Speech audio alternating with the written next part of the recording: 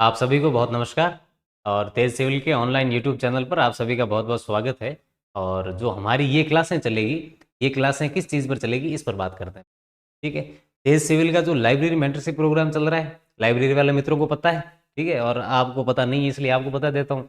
तो हमारा library mentorship programme है, उसके तहत ये होता है कि आपको डेली के 50 प्रश्न मिलते हैं। आप 50 प्रश्न कैसे मिलते हैं? आपको पर डे, जैसे आप सुबह जाके लाइब्रेरी में बैठते ही आपको सुबह चैलेंज मिल जाएगा, डे का चैलेंज कि आज जो आपका शेड्यूल के अंदर जो फर्स्ट वीक के अंदर जो सब्जेक्ट है, उसका उस सब्जेक्ट की जो टॉपिक है वो आपको पूरे दिन में इतने पढ़ने हैं। और शाम को 5 बजे उसका टेस्ट होता है। टॉपिक दे दिए, शाम को 5 बजे उसका टेस्ट होता है। प्रश्न कितने दिए जाते हैं पर डे? पर डे आपको 50 क्वेश्चन दिए जाते हैं। कितने दिए जाते हैं? 50। 50 के अंदर जो 35 प्रश्न है अपने, 35 प्रश्न होते हैं सब्जेक्ट के। जो सब्जेक्ट होता है वो, जैसे अपना राजस्थान का जो अभी पहला वीक का जो राजस्थान है सब सिलेबस के अंदर, शेड्यूल के अंदर, तो उसके जो 35 प्रश्न है वो राजस्थान इतिहास के ही होंगे।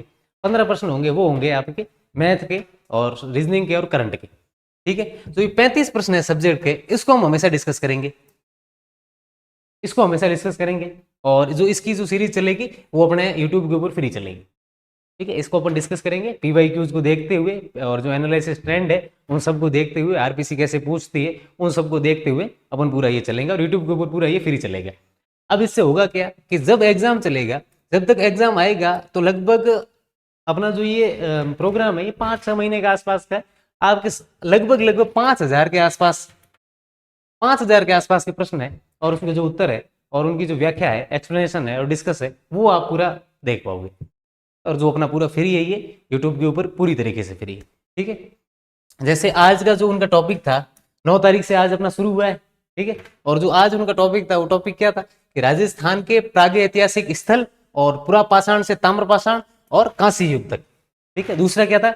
ऐतिहासिक राजस्थान, प्रारंभिक ईसवी काल से महत्वपूर्ण ऐतिहासिक केंद्र, जो जनपद काल है अपना वो, उसके अंदर। अब इसके अंदर जो अपने प्रश्न थे उसको अपन डिस्कस करते हैं और पढ़ते हैं। ठीक है, पहला प्रश्न क्या है? पहला प्रश्न अपना है कि निम्न में से ताम्र युगीन स्थल है। देखो, बहुत सारे स्टूडेंट को एक तो क्रोनोलॉजी के अंदर दिक्कत रहती है। ठीक है, इनको यही नहीं पता है कि पुरा पाषाण कब था, मध्य पाषाण कब था, उत्तर नव पाषाण कब था, ताम्र युगीन कब आई, लो युगीन कब आई। इसके अंदर प्रॉब्लम होती है। वो रट लेते हैं सीधा, पुरा पाषाण जैसे ही दिखा, पुरा पाषाण के अंदर जो जगह थी, स्थल थे, उनको रट लिया, लेकिन वो क्रोनोलॉजी नहीं बैठ पाती, उनको अभी भी नहीं पता। ठीक है, अब क्रोनोलॉजी वाला अगर प्रश्न आ गया तो वहां मात खा जाएंगे अपन। तो क्रोनोलॉजी वाला पहले याद होना अपने को पूरा जरूरी है, एक बार वो थोड़ा सा देख लेते हैं। क्रोनोलॉजी का क्या है, सीधा सा है, कोई ज्यादा कोई बड़ी बात है नहीं। प्रागैतिहासिक राजस्थान का जैसे भी आए,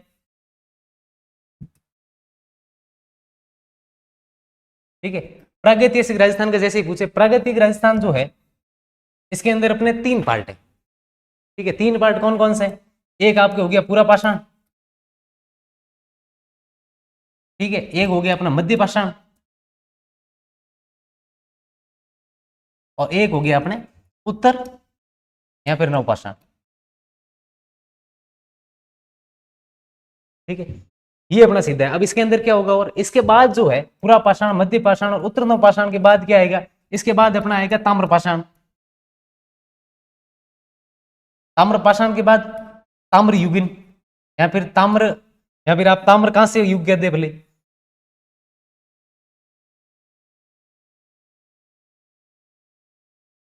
ताम्र कांस्य युग। और इसके बाद युगांतरकारी जो घटना हुई थी वो आपको पता है, लो युगीन आ गई थी उसके बाद। और लो युगीन के बाद एक छोटा सा काल है उनका, जो चित्रित मृदभांड जो संस्कृति है वो है। तो ये तो इनका रहता है पूरा, जो आपको क्रोनोलॉजी पता होनी चाहिए। ठीक है, तो इतिहास को अपने 3 पार्टों में बांटा गया है। प्राक इतिहास, ठीक है, उसके बाद आद्य इतिहास, और उसके बाद ऐतिहासिक काल। प्राक इतिहास वो होता है, वैसे प्राक का एक हिंदी का शब्द भी है, प्राक का मतलब चांदी होता है। ये जो प्राक है इसका मतलब होता है पूर्व का इतिहास। ठीक है, प्राक इतिहास, आद्य इतिहास और ऐतिहासिक काल।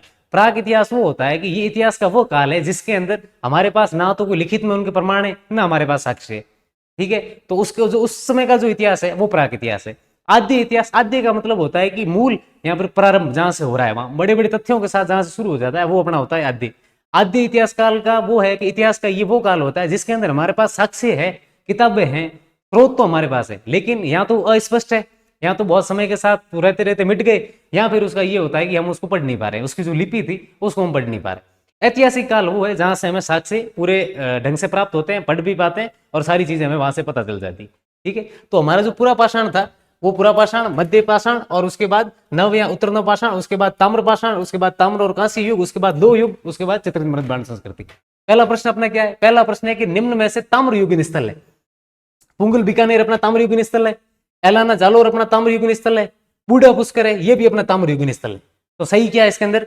अपना उपयोग सभी, सभी सही है, इसके अंदर एक भी गलत नहीं है, अपना सब भी सही है। और अपन देखे ताम्र युगीन स्थल कौन से? अपने पिंड पडलिया हो गया, कोराड़ा नागौर हो गया, ठीक है, और आपके नंदलालपुरा दूदू के अंदर हो गया, किराड़ौत और चितवाड़ी जयपुर ग्रामीण के अंदर हो गया, कोल माउली सवाई माधोपुर के अंदर हो गया, मला भरतपुर के अंदर हो गया, बहुत सारे।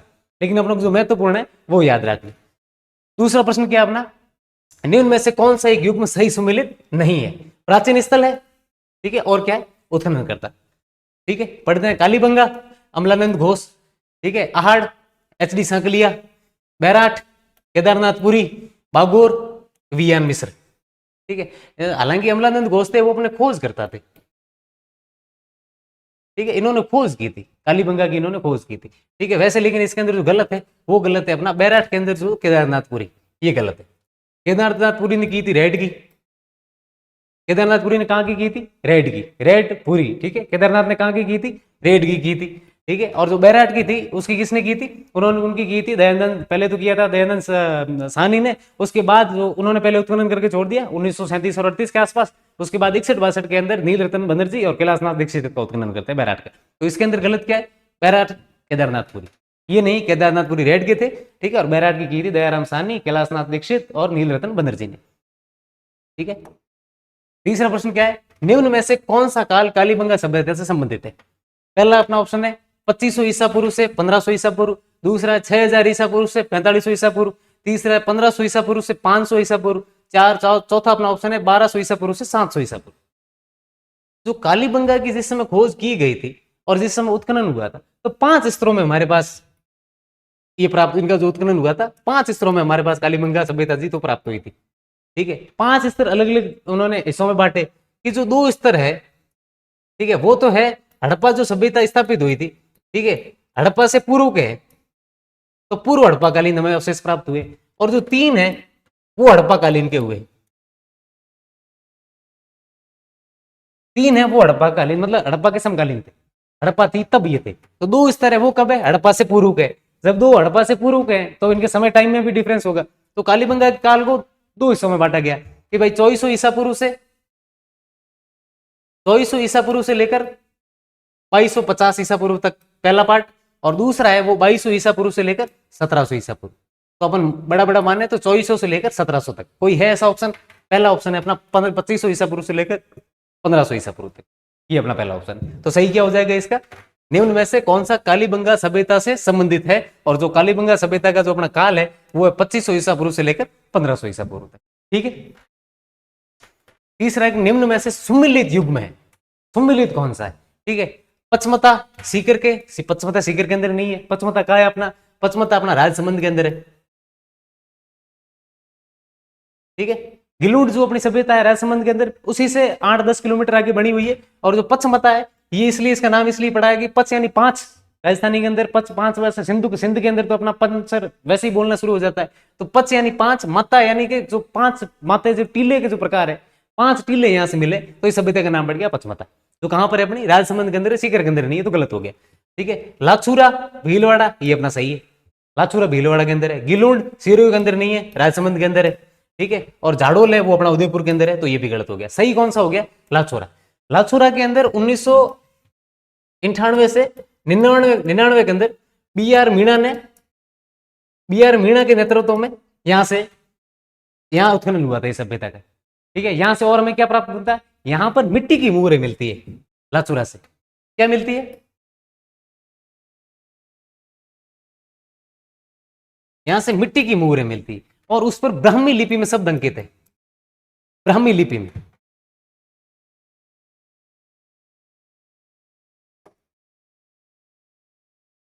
ब्राह्मी लिपि में यहां पर, उस लिपि में यहां पर शब्द अंकित है इस पर। कहां से मिलती है? लाचुरा से। बी आर मीणा के नेतृत्व में यहां उत्खनन हुआ, ठीक है। पचमता कहां पर है? राजसमंद के अंदर। लाचूरा भीलवाड़ा के अंदर। गिलोंड है राजसमंद के अंदर, और जो झाड़ोल है वो कहां पर है? अपना उदयपुर के अंदर, ठीक है। अगला प्रश्न क्या है? राज्य में सर्वप्रथम किस सभ्यता से पशुपालन के प्रमाण मिलते हैं? बागोर, बालाथल, रेड या फिर सोनारी। पशुपालन के जो हमें अवशेष मिलते हैं सबसे पहले वो कहां से मिलते हैं? बागोर से मिलते हैं। एक और जगह से मिलते हैं, तिलवाड़ा से मिलता है अपने, ठीक है, बालोतरा जिले के अंदर है, वहां से भी हमें पशुपालन के अवशेष मिलते हैं, ठीक है। बागोर से हमें कृषि और पशुपालन, कृषि और पशुपालन के अवशेष मिलते हैं, ठीक है। और अपना अगला प्रश्न बालातल का है ही, आपको जो आगे अपने प्रश्न आएंगे तब ये पढ़ लेंगे रेड, सोनारी और बालातल के बारे में। अगला प्रश्न क्या है? राजस्थान में किस सभ्यता से जुता हुआ खेत के प्रमाण मिलते हैं? जुते हुए खेत के हमें प्रमाण कहां से मिलते हैं? ऑप्शन है आहड़, कालीबंगा, गणेश्वर और बैराट। कालीबंगा से मिलते हैं हमें, ठीक है। कालीबंगा के बारे में बात कर लेते हैं, वैसे अभी अपने थोड़ी थोड़ी पहले की भी थी। कालीबंगा जो नाम पड़ा हुआ आपको पता है, चूड़ियों की वजह से पड़ा हुआ, काली जो चूड़ियां मिली थी, और पंजाबी के अंदर बंगा है, चूड़ियों के लिए प्रयोग किया जाता है। तो कालीबंगा, कालीबंगा जो है किसके लिए प्रयोग किया जाता था? चूड़ियों के लिए, ठीक है। कालीबंगा नाम जो पड़ा हुआ चूड़ियों की वजह से पड़ा है। इसके जो सबसे पहले खोज की थी वो किसने की थी? दयाराम साहनी ने, अमलानंद घोष ने की थी। और उसके बाद जो इसके उत्खनन करता थे वो थे अपने ब्रजवासी लाल और बाल बाल कृष्ण थापर, इन्होंने की थी इसकी उत्खनन करते, ठीक है। और हमें यहाँ से क्या मिलते हैं? जुते हुए खेत मिलते हैं, 2 फसल उगाने के साक्ष्य मिलते हैं, ठीक है। और एक बच्चे का मस्तिष्क मिलता है जिसके अंदर छेद है, मतलब शल्य चिकित्सा की हमें यहाँ से जानकारी मिलती है। मिट्टी की जो थी कच्ची ईंटों के घर में यहाँ से बने हुए मिलते हैं, और जो खेत थे वो ग्रिड पैटर्न के अंदर मिलते हैं। हवन कुंड हमें यहाँ से मिलते हैं, कई चीजें मिलती है, महत्वपूर्ण है जो हम पढ़ते हैं, पढ़ते जाएंगे आगे, ठीक है। तो राजस्थान में किस सभ्यता से जुता हुआ खेत मिलता है? कहाँ से मिलता है? कालीबंगा से। कई बार आरबीआई ने ये प्रश्न पूछ रखा है, जुता हुआ खेत। तो यहाँ से हमें और क्या मिल सकता है कि एक तो ये दो फसलों के जो साक्ष्य मिलते हैं, ये भी हमें याद रखना है यहाँ से, ठीक है। अगला प्रश्न क्या है? वह प्राचीन नगर जो महाभारत, महाभाष्य और गार्गी संहिता में तीनों में उल्लेखित है। हमारी जो क्लास हुई थी, पहली क्लास हुई थी, दूसरी क्लास हुई थी, यहाँ हमने बात किया था जब यवनों ने अटैक किए थे, ठीक है, यूनानी शासकों ने जब अटैक किए थे, कहां पर किया था? मध्यमिका नगरी पर किया था। और हमने वहां बात भी की थी कि हमें जो इसकी जानकारी कहां से मिलती है? महाभारत, महाभाष्य और गार्गी संहिता से। पतंजलि ने लिखा था महाभारत और गार्गी संहिता, और यहाँ से हमें इनकी जानकारी मिलती है, यूनानी शासकों ने जो अटैक किया था यहाँ, ठीक है। मेनेंद्र का जो अटैक हुआ था कहां पर हुआ था? मध्यमिका नगरी पर हुआ था। तो जो मध्यमिका नगरी, एक तो ये पाणिनि के अष्टाध्यायी में उल्लेखित है, किसमें? पाणिनि की अष्टाध्यायी में उल्लेखित है। और क्या जानकारी? माध्यमिका नगरी जो है किसकी राजधानी हुआ करती थी? सीवी जनपद की,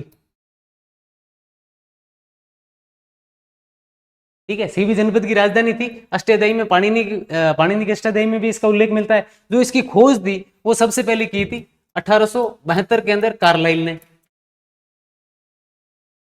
ठीक है। उसके बाद 1919 और 20 के अंदर डीआर भंडारकर ने इसका खोज, मतलब कार्लाइल ने उत्खनन किया। उसके बाद डीआर भंडारकर ने भी 1919 और 20 के अंदर इसका उत्खनन किया। उसके बाद इसकी जो खोज की थी वो अपने की थी बीके राजन ने, सौंदर राजन, बीके सौंदर राजन ने बाद में इसकी खोज की थी, ठीक है। तो उत्खनन किया था 1872 के अंदर कार्लाइल, 1919-20 के अंदर डीआर भंडारकर, और उसके बाद सौंदर राजन, इन्होंने की थी। और अष्टाध्यायी पाणिनि के अंदर इसका उल्लेख मिलता है, सीवी जनपद की राजधानी है, ठीक है। यही याद रखना अपने नगरी को लेकर। निम्न में से सत्य कथन बताइए। भीनमाल जालोर से रोमन एम्फोरा, ठीक है, और यूनानी सुराही का प्राप्त, यूनानी सुराही हमें प्राप्त होती है। और बागोर से गोल मंदिर और अशोक स्तंभ के अवशेष प्राप्त होते हैं। पहला सही है, बिल्कुल सही है, ठीक है। भीनमाल की जो उत्खनन किया था किसने किया था? आरसी अग्रवाल ने किया था। और यहाँ से हमें रोमन एम्फोरा मिलता है और यूनानी सुराही भी मिलती है। इससे हमें क्या पता चलता है कि जो हमारे व्यापारिक जो संबंध थे, यूनानी लोगों के साथ जो व्यापारिक संबंध थे, वहां से हमें पता चलता है। और वो चीजें कहाँ से मिलती है? भीनमाल से मिलती है। खोज इसका जो उत्खनन किसने किया था? आरसी अग्रवाल ने किया था। बागुर से गोल मंदिर और अशोक के स्तंभ नहीं, बागुर से नहीं मिलते। जब अशोक का सीधा ही नाम आए तो अपने को याद क्या आना चाहिए? बैराट, अशोक के अभिलेख, अशोक का जो स्तंभ है, बौद्ध जो मठ है, वो सब हमें कहां से मिलते हैं? बैराट से मिलते हैं, बागुर से नहीं मिलते। तो निम्न में से सत्य कथन कौन सा हो गया? केवल एक, पहला अपना सही, ठीक है। नंबर प्रश्न है, निम्न में से कौन सी सभ्यताएं मध्य पाषाण काल से संबंधित है? ठीक है, मध्य पाषाण कालीन। देखो इसके अंदर मध्य पाषाण के अंदर और उत्तर नव पाषाण के अंदर थोड़ा सा कंफ्यूजन है। किताबों के अंदर थोड़ा सा अलग दे रखा है, दूसरी किताबों के अंदर थोड़ा सा अलग दे रखा है। मध्य पाषाण के बाद उत्तर नव पाषाण आया।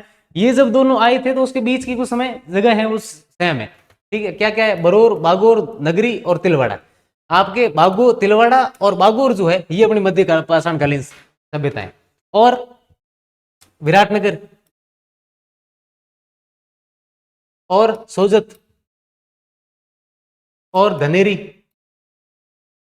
ये हमारी मध्य पाषाणकालीन है। और है मध्य पाषाणकालीन की जो सभ्यताएं थी वो पश्चिमी राजस्थान में, यहाँ तो लूणी नदी के आसपास, ठीक है, और जो दूसरी थी वो चित्तौड़ के अपने बेड़च और जो ये नदियां हैं इनके किनारे जो भी सभ्यताएं थी वो अपने मध्य पाषाणकालीन सभ्यताएं थी।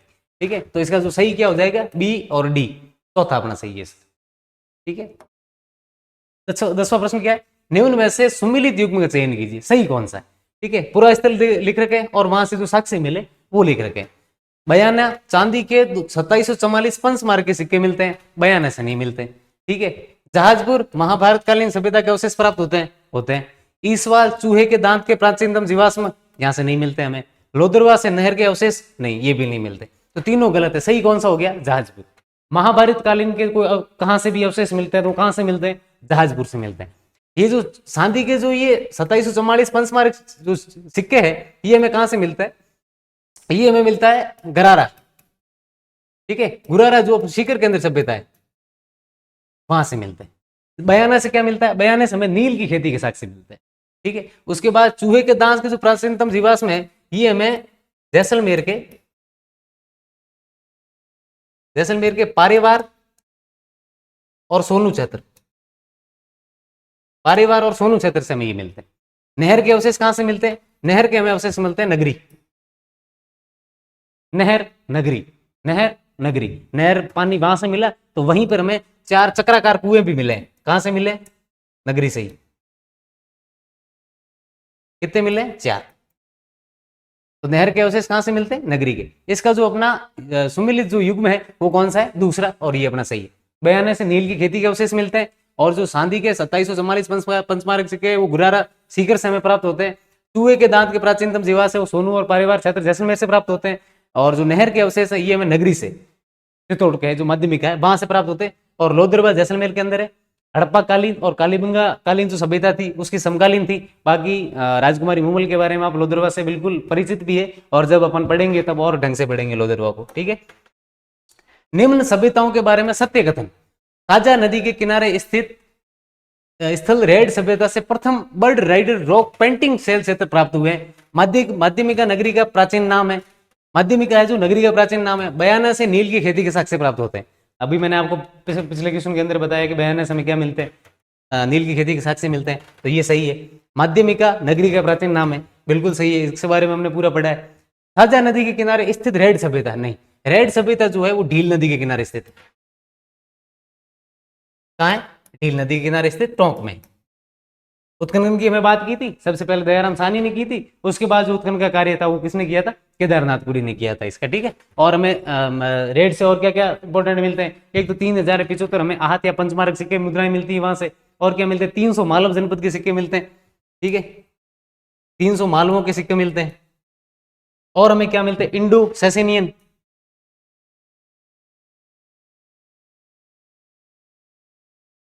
इंडो सेसेनियन सिक्के भी मिलते हैं, और 300 मालवों के सिक्के भी मिलते हैं। और भी सात सैनिकों के, वपुओं के बहुत सारे सिक्के मिलते हैं, लेकिन मुख्यतः हमें याद रखना है 300 मालवों के सिक्के, इंडो सेसेनियन के सिक्के मिलते हैं, ढील नदी के किनारे पर स्थित है, और 3075 आहत यहाँ पर हमें पंचमार्क जो मुद्रा है वो प्राप्त होती है। ठीक है, तो रेड सभ्यता किसकी नदी किनारे थी, ढील। तो साझा नदी के इस तरफ, इस किनारे पर कौन सी सभ्यता है, वो गरदड़ा है। ठीक है, गरदड़ा सभ्यता जो है वो इस साझा नदी किनारे स्थित है। ठीक है, समझ में आ गया।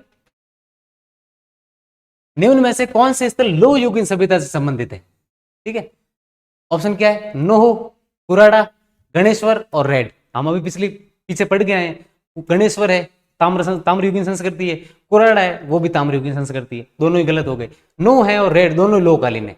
ठीक है, तो 1 और 4 अपना किसमें हो गया, 1 और 4 तो अपना दूसरा सही है। तो कौन कौन से लो युगीन सभ्यता, नो है, रेड है, ठीक है, और हमें कौन से मिलेंगे, सुनारी मिलेगा, जोधपुर है, जयपुर वाला है, ये हमारे सारे लो युगीन सभ्यताएं। अपोलो डॉट्स का सिक्का किस पुरातात्विक स्थल से मिलता है, रेड से ही। ठीक है, जो हमें अभी पढ़ा था, तो अब वापस रिवाइज कर लो इसको। रेड से क्या क्या मिलते हैं, एक तो 3075 पंचमार्क की हाथ मुद्रा हमें वहां से प्राप्त होती है, और हमें वहां से क्या मिलते हैं, वहां से हमें एक तो इंडो सेसेनियन के सिक्के मिलते हैं, अपोलो डॉट्स का सिक्का मिलता है, 300 मालवों के सिक्के मिलते हैं। ठीक है, और रेड का जो उत्खनन किसने किया था, रेड का उत्खनन किया था सबसे पहले दयाराम साहनी ने 1938 के आसपास, उसके बाद किसने किया था, आपके केदारनाथपुरी ने। ठीक है, एस्केवेशन ऑफ रेड जो इन्होंने शोध रिपोर्ट तैयार की थी उसके अंदर इन्होंने अपना ये प्रकाशित किया था। 14वां क्वेश्चन क्या है, बागोर एवं तिलवाड़ा नामक जो स्थान है वो मुख्यतः निम्न काल से संबंधित है। अभी हमने पढ़ा था मध्यपाषाण काल। ये जो है अपने जो आरबीएससी माध्यमिक शिक्षा बोर्ड की किताब है उसके अंदर ये उत्तर नवपाषाण में भी दिया हुआ है, उत्तर या नवपाषाण के अंदर भी दिया हुआ है। तो मैंने यही बोला कि अपने को ये याद रखना है कि जब मध्य पाषाण के बाद उत्तर नवपाषाण काल आया तो उत्तर नवपाषाण के बारे में ये है कि भाई राजस्थान के अंदर इसके केंद्र है ही नहीं, ठीक है। लेकिन यहाँ से जो विशेषता हमें मिले हैं बागोर और तिलवाड़ा से, ठीक है, तो यहाँ से जो हमें उपकरण जो मिले उससे ये पता चलता है कि उत्तर नवपाषाण काल के भी स्थल जो थे वो राजस्थान के अंदर उपस्थित थे, ठीक है। ये मध्य पाषाण में भी आते हैं और उत्तर नवपाषाण के अंदर भी आते हैं। दोनों ऑप्शन आएगा तो प्रश्न डिलीट होगा और दोनों में से एक आएगा, या तो मध्य पाषाण आएगा या फिर आपके उत्तर नवपाषाण कालीन आएगा, उसके अंदर आप पढ़ लेना। 15वां प्रश्न अपना क्या है, नीम का थाना में स्थित गणेश्वर पुरातात्विक स्थल से संबंधित असत्य कथन, ठीक है। गणेश्वर से संबंधित असत्य कथन कौन सा है? इसे ताम्र संशयी संस्कृति कहा जाता है, बिल्कुल कहा जाता है। रतन चंद्र अग्रवाल के निर्देशन में किए गए उत्खनन से यहाँ से 2800 ईसा पूर्व की सभ्यता के अवशेष मिलते हैं, बिल्कुल मिलते हैं। यहाँ से नदी के ये जो नदी, यहाँ से जो नदी है गणेश्वर कांतली नदी के किनारे पर है ना, ठीक है, कांतली नदी के किनारे पर है। यहाँ से नदी के दोनों तरफ मिट्टी के बांध और छल्लेदार मिट्टी के बर्तन मिलते हैं, नहीं मिट्टी के नहीं, पत्थर का बांध है, ठीक है, मिट्टी का नहीं है, पत्थर का है, तो ये अपना गलत हो गया। उत्खनन में यहाँ से कृपस्वर्णी मृद पात्र मिलते हैं, बिल्कुल मिलते हैं, ठीक है। तो इसमें से अपना क्या पूछा, असत्य कथन पूछा है, तो कौन सा है, तीसरा, ठीक है। और गणेश्वर से अपने संबंधित यही रखना है कि ताम्र एक तो संशय इनको बोला जाता है, भारत के अंदर ताम्र युगीन संस्कृति को उनको जननी बोला जाता है। आरसी अग्रवाल ने इसका उत्खनन किया था। और यहाँ से हमें पत्थर का बांध मिलता है दोनों तरफ से और छल्लेदार मिट्टी के बर्तन मिलते हैं और यहाँ से हमें कृपस्वर्णी मृद पात्र भी मिलते हैं, ठीक है। और ये अपने जो गणेश्वर है ये अपनी कहाँ पर है, कांतली नदी के किनारे पर स्थित है, ठीक है। जो अभी कहाँ पर है, अभी अपना नीम के थाना में, पहले झुंझुनू में थी, अभी अपने सीकर में थी, अभी तो नीम का थाना के अंदर। निम्नलिखित कथनों पर विचार कीजिए, रंग महल से कुषाण शासकों के सिक्के प्राप्त होते हैं, बिल्कुल होते हैं। बालाथल से 11 कमरों वाले विशाल भवन के अवशेष मिलते हैं, बिल्कुल मिलते हैं। हमें पता है कि राजस्थान का जो उत्तर वाला भाग है वहां पर कुषाणों का शासन रहा था, तो वहां पर कुषाणों का शासन रहा था। रंगमहल हनुमानगढ़ के अंदर अपना एम अंधा रेड्डी ने 1952 के अंदर यहाँ उत्खनन किया था, कहाँ के थे, स्वीडिश के थे। और तो कुषाणकालीन शासकों के यहाँ सिक्के मिलते हैं, बिल्कुल मिलते हैं। और ये भी अपना सही है कि बालातल से 11 कमरों वाले विशाल भवन के अवशेष मिलते हैं, ये भी सही है। उपयुक्त में से गलत कथन जो भी है उसका चयन करें, तो गलत एक भी नहीं है, ना तो अ ना बी, ठीक है, दोनों ही अपना सही। रंगमहल के बारे में और आप थोड़ा सा रिवाइज कर लें। अन्ना रेड्डी ने क्या किया था, इसका उत्खनन किया था, कब किया था, 1952 से 54 के आसपास। कहाँ के थे ये, स्वीडिश से आए थे सारे के सारे, ठीक है। और हमें मुख्यतः यहाँ क्या मिलती है, चावल की खेती के एक तो साक्ष्य मिलते हैं, कहां से, रंगमहल से।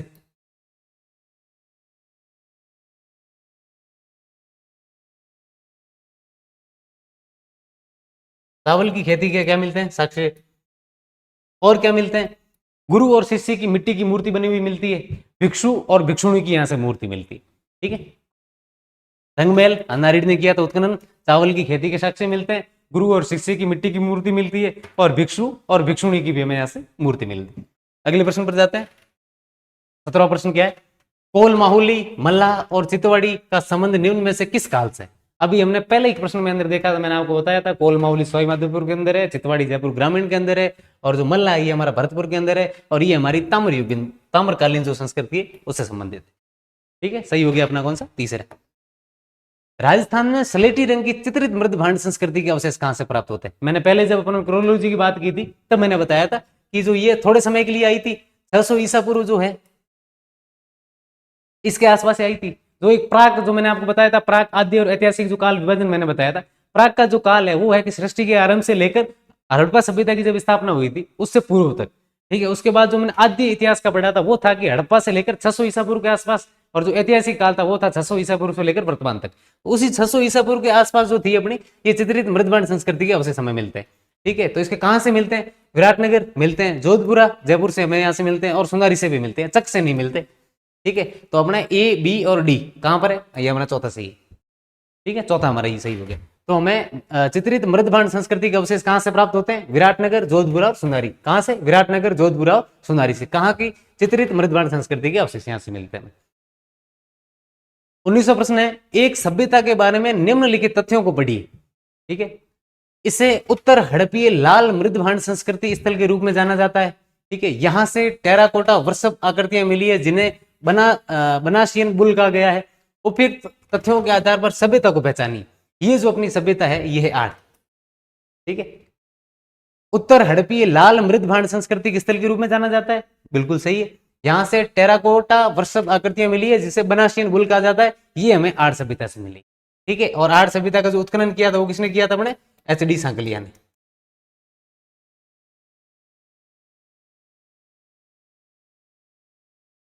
ठीक है, और जो बनासियन बुल है ये इसलिए कहा जाता है कि जो आर्ट सभ्यता है वो बनास नदी के जो उसका प्रवाह क्षेत्र है उसके आसपास आते हैं, इसलिए वहां के जो थे जो मिले हैं हमें आकृतियां, वहां से उनको बोल दिया बनासियन बुल। आर्ट सभ्यता हो गई। 20 प्रश्न है कि उत्तर नवपाषाण के उपकरण निम्न में से प्राप्त हुए।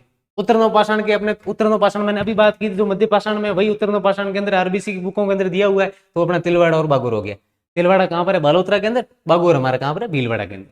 ठीक है, जो आप बाकी दूसरा देखें साबणी और पुंगली अपने ताम्रयुगीन संस्कृतियां है, पिंड मंडली और कुराड़ा ये भी अपने ताम्रयुगीन है, ये अपने ताम्रपाषाण है। सुनारी और जो लोह है ये अपनी लोह युगीन है। ठीक है, जिसकी अपने पहले बात कर चुके हैं। निम्न में से किस एक अभिकरण ने कालीबंगा के उत्खनन कार्य का दायित्व संभाला था? किस विभाग था जिसने ये कार्य संभाला था? मेलबोर्न विश्वविद्यालय ऑस्ट्रेलिया, नहीं। राजस्थान पुरातत्व एवं संग्रहालय विभाग, बिल्कुल इन्होंने भी नहीं संभाला। भारतीय पुरातत्व सर्वेक्षण नई दिल्ली, बिल्कुल इन्होंने किया था। ठीक है, डेक्कन कॉलेज पुणे का तो बहुत योगदान रहा हुआ। राजस्थान के अंदर जितने भी उत्खनन किए गए स्थलों के, उसके अंदर डेक्कन कॉलेज ने अपना बहुत योगदान दिया। ठीक है, तो भारतीय पुरातत्व सर्वेक्षण ASI उन्होंने यहाँ पर किया था उत्खनन, और जो उसकी स्थापना अपनी कब हुई थी, 1861 के अंदर हुई थी। ठीक है, प्रथम महानिदेशक कौन थे? प्रथम महानिदेशक थे अलेक्जेंडर कनिंगम। ठीक है, और कालीबंगा की जब बात करते हैं तो कालीबंगा की खोज की थी अमलानंद घोष ने। ठीक है, और जो भारतीय पुरातत्व सर्वेक्षण नई दिल्ली है, इसके 1953 से लेकर 1968 तक जो निदेशक रहे थे वो अपने अमलानंद घोष रहे थे, वहां के निदेशक थे। और वहां के निदेशक थे फिर तो कालीबंगा की खोज उन्होंने और जो इसीलिए की थी। और उसके बाद जो बीबी लाल और बीके थापर ने उनकी उत्खनन किया था।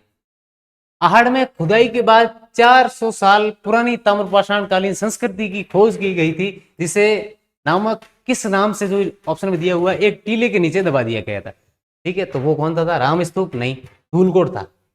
ठीक है, पानी का टीला नहीं और अहरवाल नहीं, धूलकोट है। वो कौन सी संस्कृति थी? वो थी आहड़। ठीक है, इसका जो है उत्खनन किसने किया था? एच.डी. सांकलिया।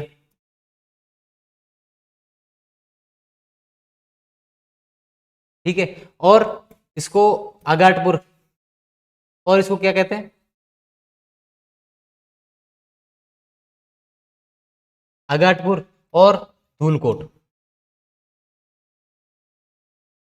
आगाटपुर भी कहा जाता है, धूलकोट कहा जाता है, और ये अपनी ताम्रयुगीन संस्कृति। ठीक है, आहड़ के बारे में हो गया। किस पुरा स्थल के निवासी वस्त्र बुनाई की तकनीक से परिचित थे? बालाथल, बिल्कुल बालाथल के भी थे। गणेश्वर, गणेश्वर के नहीं थे। बैराट, बैराट के भी थे। और चौथा अपना कालीबंगा, कालीबंगा के नहीं थे। यहाँ साइड टाइपिंग मिस्टेक हो गई। ठीक है, तो बालाथल के भी थे और बैराट के भी थे। ठीक है, जो वस्त्र बुनाई की जो तकनीक थी वो बालाथल के जो लोग थे, सभ्यता के लोग थे, उनके पास भी थी, और जो बैराट के लोग थे उनके पास भी थी। ठीक है, तो अपने ऑप्शन के अंदर बालाथल और बैराट कभी नहीं आएंगे दोनों। अगर एग्जाम में पूछ लिया जाता तो एक ही आएगा और दोनों आएगा तो प्रश्न डिलीट होगा। ठीक है, तो यहाँ से हमें दोनों की जानकारी मिलती, दोनों से जानकारी मिलती। राजस्थान में जनपदों की स्थापना निम्न में से किस घटना के परिणाम स्वरूप हुई? ठीक है, जो अपने जनपद बसे थे यहाँ पर आगे, सीवी, मालव, योधे, अर्जुनयन जो थे, वो ऐसी क्या घटना घटी थी जिस वजह से राजस्थान के अंदर आए? पहला प्रश्न ऑप्शन है यूनानी शासकों के आक्रमणों के परिणाम स्वरूप। आपने पढ़ा था 150 ईसा पूर्व के आसपास मेनेंडर आक्रमण करता है। कुषाणों के आक्रमण के परिणाम स्वरूप, कुषाणों के बारे में अपने पहली क्लास में पढ़ा था। सिकंदर के आक्रमण के परिणाम स्वरूप, यहाँ पर मौर्य साम्राज्य के पतन के परिणाम स्वरूप। यहाँ हमारा सही होता है सिकंदर के आक्रमण के परिणाम स्वरूप। पहली क्लास के अंदर देखा था कि 327 ईसा पूर्व के अंदर सिकंदर है जो भारत के उत्तर और पश्चिम के क्षेत्र के ऊपर अटैक करता है, मुख्यतः पंजाब के क्षेत्र के ऊपर। और जो पंजाब की क्षेत्रीय जातियां होती है, ये अर्जुनाइन, योद्धे, सीवी, ये त्रस्त हो जाते हैं, पूरी तरीके से पराजित हो जाते हैं। और इनके पास इतनी शक्ति नहीं थी कि वो सिकंदर का सामना कर सके। इसलिए पंजाब को छोड़कर वो पंजाब के नीचे का जो अपना राजस्थान का क्षेत्र था, ये सारे वहां पर आ गए और विभिन्न जगहों पर इन्होंने अपने राज्य की स्थापना कर ली। तो जो राजस्थान के जनपदों की स्थापना इनमें से किस घटना के परिणाम स्वरूप हुई थी? वो हुई थी अपनी सिकंदर के आक्रमण के परिणाम स्वरूप। रामायण और भगवत गीता में धनवा जो शब्द है उस किसके संदर्भ में लिया गया है? राजस्थान की पहाड़ियां? नहीं। मरुस्थल राजस्थान का भाग? बिल्कुल सही है। धानवंत दुर्ग अपन पढ़ते हैं, ठीक है, जंगल या रेत का जो आसपास का जो बना हुआ है, कौन सा है? धानवंत दुर्ग। जैसलमेर का अपना दुर्ग है धानवंत दुर्ग है, अपना जो बीकानेर का दुर्ग है वो भी जो है धानवंत दुर्ग के अंदर हम पढ़ते हैं। राजस्थान की झीलें नहीं है, राजस्थान की नदियां भी नहीं। तो जो धनवा शब्द है वो राजस्थान के मरुस्थलीय जो भाग था उसके लिए प्रयोग हुआ है, ठीक है। रामायण में अपन राजस्थान के लिए और शब्द का प्रयोग हुआ था, मरुकांतर का अपन ने पढ़ा है पहले, ठीक है, और पुष्कर का हमें रामायण से उल्लेख मिलता है। और राजस्थान के रामायण के कालीन जब रामायण कालीन भारत के अंदर 9 जनपद थे, ठीक है, रामायण कालीन भगवान श्री राम के टाइम अपने भारत के अंदर आर्यावर्त के अंदर 9 जनपद थे, और 9 जनपदों में एक और जनपद था, उस जनपद का नाम था धनीप। और जो ये धनीप था ये हमारा राजस्थान था। धनीप धनवा से आप वैसे कनेक्ट कर ले, तो किस संदर्भ में हुआ कि मरुस्थली जो राजस्थान का पार्ट है, डेजर्ट है जो, उसके लिए प्रयोग हुआ था। अगला प्रश्न अपना क्या है? प्रसिद्ध ऐतिहासिक स्थल केशोरायपाटन की प्राचीन पहचान है, मतलब इसका जो प्राचीन नाम था वो क्या था? आश्रम पट्टन? बिल्कुल सही है। केशोरायपाटन की जो प्राचीनतम पहचान क्या है? आश्रम पट्टन। नगर? नहीं है, नगर अपने टोंक के अंदर है, जो कौन सी सभ्यता है? लौह युगीन सभ्यता है। भीनमाल? नहीं है, भीनमाल का जो प्राचीन नाम है वो अपना कौन सा था? श्रीमाल है। किस अभिलेख में पढ़ा था? बिजोली अभिलेख। टाइम पीरियड क्या था? 1170। मंडोर जो है, मंडोर हमारा जोधपुर के अंदर है, और जनश्रुति में हम जो बोलते हैं कि रावण की जो पत्नी थी मंडोदरी, उसके नाम पर हमारे मंडोर का नाम पड़ा हुआ है, ठीक है। तो अपना जो प्रसिद्ध केशोरायपाटन है, ये किसकी जो इसका प्राचीन नाम वो क्या है? आश्रम पट्टन। इसका एक और प्राचीन नाम है जम्बूकरण। क्या है इसका प्राचीन नाम? जम्बूकरण, ठीक है। और ये है कहां पर? बूंदी के अंदर, ठीक है। जम्बू का मतलब होता है रीछ। रीछ या जो भालू अपन बोलते हैं, जामवंती जो अपने थे, उनसे आप कनेक्ट कर लीजिए। बूंदी के अंदर है। एक केशवरायपाटन मंदिर भी है, वो अपना कोटा के अंदर, ठीक। अगला प्रश्न क्या है? राजस्थान में निम्न में से किस गणतांत्रिक जनजाति के सर्वाधिक सिक्के प्राप्त होते हैं? योद्धे, मालव, अर्जुनयन या राजने? राजस्थान में अगर गणतांत्रिक मतलब जो अपने जनपद थे, ठीक है, जनपदों को गणतांत्रिक व्यवस्था बोला जाता है दिन के, तो राजस्थान के अंदर किस जाति के सबसे ज्यादा प्राप्त होते हैं? मालवों के होते हैं सबसे ज्यादा। अपने आंसर की के अंदर शायद आज योद्धे लिखा हुआ था, योद्धे नहीं है, गलत है ना। मालवों के सबसे ज्यादा हमें सिक्के प्राप्त होते हैं आज। यहाँ से राजस्थान के अंदर किस गणतांत्रिक जनजाति के सबसे ज्यादा सिक्के प्राप्त होते हैं? वो किसके होते हैं? मालवों के में यहाँ से सिक्के प्राप्त होते हैं। और कहाँ से मिलते हैं? रेड टोंक से मिलते हैं। और रेड टोंक से 300 तो सीधे ही मिल गए थे ना, 300 तो मालवों के सिक्के अभी हमने पिछले बार पढ़ा था, पिछले प्रश्न के अंदर, तो 300 हमें सीधे यहाँ से पढ़े थे। और जो राजन्य था, राजन्य तो अपने जो आर्यकालीन था, वैदिक सभ्यता थी, उसके अंदर क्षत्रिय के लिए राजन्य, योद्धा के लिए राजन्य शब्द का प्रयोग किया जाता था। अर्जुनयन भरतपुर और अलवर के क्षेत्र के आसपास हुआ करते थे, और जो योद्धे थे वो अपने उत्तर राजस्थान के अंदर हुआ करते थे। अपने अभी रंगमहल के टाइम पढ़ा था, कुषाणों के टाइम, तो जो कुषाणों को उत्तर राजस्थान से खदेड़ा था, वो किसने खदेड़ा था? योद्धों ने उनको परास्त करके राजस्थान से निकाल दिया था। अगला प्रश्न क्या है? निम्न में से किस जनपद का वर्णन चीनी यात्री हैंसवांग ने या यूएन स्वांग ने किया था? दो जगह नाम अलग अलग भी मिल जाएंगे आपको, हैंसवांग भी मिल जाएगा और युआन स्वांग भी मिल जाएगा। हर्षवर्धन के टाइम में अपने भारत के अंदर आए थे, और कहां से आए थे? चाइना से आए थे। किस लिए आए थे? बौद्ध स्थल थे, उनके निरीक्षण करने आए थे। बौद्ध स्थल जो अपने शिक्षा के, और बौद्ध स्थल और जितने भी अपने शिक्षा एजुकेशनल जो सेंटर थे उसके वो घूमने, उनको देखने के लिए वो आए थे। इस जनपद का इन्होंने वर्णन किया है। सीवियों का नहीं किया है, मत्स्य का किया है, मालवों का नहीं किया है, छेदी का नहीं किया है। मत्स्य का क्यों किया? अभी मैंने आपको बताया कि बौद्ध स्थल थे, उनका निरीक्षण करने के लिए आए थे, ठीक है। तो बौद्ध स्थल अपने मत्स्य जनपद विराटनगर के अंदर बैराट का हमें अभिलेख मिलता है, अशोक का अभिलेख मिलता है, और अशोक तो मौर्य राजा, मौर्य सम्राट अशोक ने तो खुद ने बौद्ध धर्म को अंगीकार कर लिया था, तो यहाँ से वो फिर मत्स्य तो यहाँ इनका आना ही था। और वो भीनमाल भी जाके आए थे, हैंसवांग, उन्होंने भीनमाल का भी वर्णन किया है, और भीनमाल को जो प्रभाकर वर्धन ने खत्म कर दिया था, राज्य को नष्ट कर दिया था, उसका भी हमें वर्णन मिलता है। तो जो हैंसवांग थे, यूएन स्वांग थे, वो कहां पर किसका वर्णन किया है? उन्होंने मत्स्य जनपद का किया है। गिलून सभ्यता से संबंधित निम्न कथनों पर विचार कीजिए। प्रारंभ में इसे भगवानपुरा नाम से चिन्हित किया गया था, बिल्कुल सही है। गिलून को भगवानपुरा नाम सबसे पहले जब उत्खनन हुआ था, जब उनको सेंटर को लोकेट किया गया था, उसमें इसको भगवानपुरा नाम दिया गया। स्थानीय लोग इसे मोडिया मगरी कहते हैं, बिल्कुल कहते हैं। यहाँ घरों के निर्माण में पक्की ईंटों का प्रयोग होता है, बिल्कुल होता है, ठीक है। तो अपना ए बी सी और तीनों ही सही है। कालीबंगा से तो हमें मिट्टी की कच्ची ईंटों का, मिट्टी की जो है ना, वो उसको धूप के अंदर पका कर उन्होंने घरों के अंदर प्रयोग लिए, लेकिन पक्की ईंटें नहीं है। गिलून के अंदर जो घर थे वो पक्की ईंटों से बने हुए, ठीक है, ये हमें ध्यान रखना। सूरसेन जनपद के संदर्भ में निम्न कथनों पर विचार कीजिए। सूरसेन जनपद की राजधानी को मैथुरा वर्णित की गई है, बिल्कुल सही है। बयाना प्रशस्ति में सूरसेन राजवंश का वर्णन किया गया, ये भी बिल्कुल सही है। तो मैथुरा है, यही हमारी मथुरा है। तो मथुरा किसने कहा? यूनानी जो लेखक थे उन्होंने मथुरा को क्या लिखा, क्या बोला है? मथुरा बोला है। ठीक है, और बयाना प्रशस्ति में सूरसेन राजवंश का हमें वर्णन मिलता है। तो हमारा ए भी सही हो गया। क्या पूछा है कि सूरसेन जनपद के संदर्भ में सत्य कथन, तो अपना ए भी सही है और बी भी सही है, दोनों ही सही है अपने। प्रागैतिहासिक की बागुर सभ्यता के अवशेष कोठारी नदी के तट पर किस स्थान से प्राप्त हुए? महासतिया से। ठीक है, यहाँ जो बागुर पूछ रहे, बागुर हमें पता है कहां पर है? भीलवाड़ा के अंदर। कोठारी राजस्थान के दक्षिण क्षेत्र के अंदर बहती है। ओजियाना ये अपने भीलवाड़ा, ये इसके क्षेत्र भीलवाड़ा के क्षेत्र में आ गया।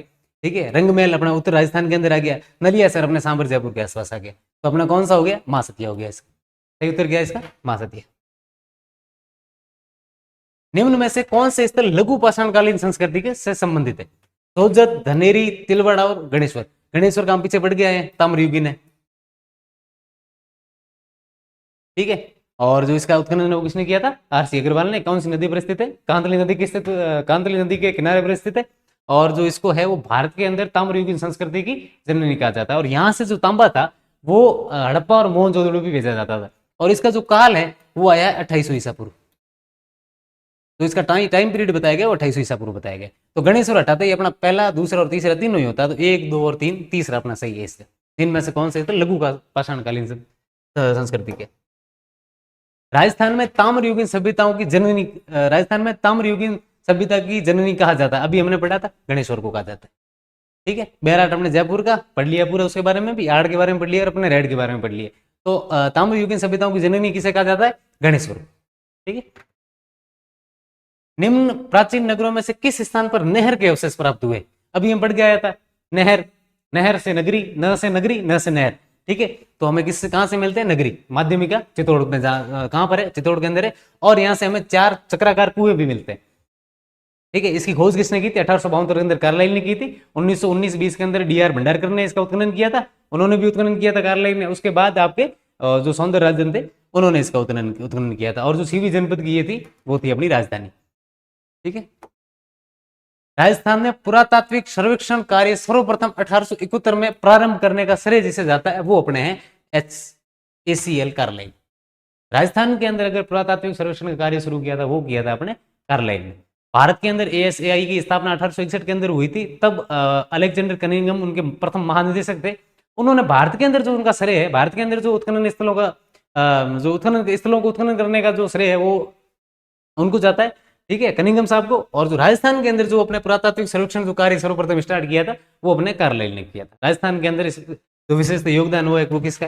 कार्लाइल का। ठीक है, तो आज की जो अपनी कीबोर्ड थी उसके अंदर यही प्रश्न थे। ठीक है, और ज्यादा अपन थोड़ा लंबा मैं खींचना चाह नहीं रहा था, वीडियो को थोड़ा ज्यादा लंबा हो जाएगा, इसलिए शॉर्ट में चीजें पढ़ ली अपन ने। अपनी जो क्लास आएगी उसके अंदर ढंग से एक बार, और जब वैकेंसी ज्यादा नजदीक आ जाएगी अपन पूरा एक ढंग से उसकी एक एक टॉपिक उठा लेंगे और आधा आधा घंटा या 40-40 मिनट के अंदर उसको पूरा ढंग से पढ़ेंगे। जितने भी फैक्ट है वो सारे पढ़ेंगे। ठीक है, ज्यादा लंबा भी नहीं हो पाए तो एक बार आप ये देख लीजिए और आपका इससे रिवाइजन भी हो जाएगा, एक टॉपिक ये कंप्लीट हो जाएगा। ठीक है, बहुत बहुत धन्यवाद, नमस्कार।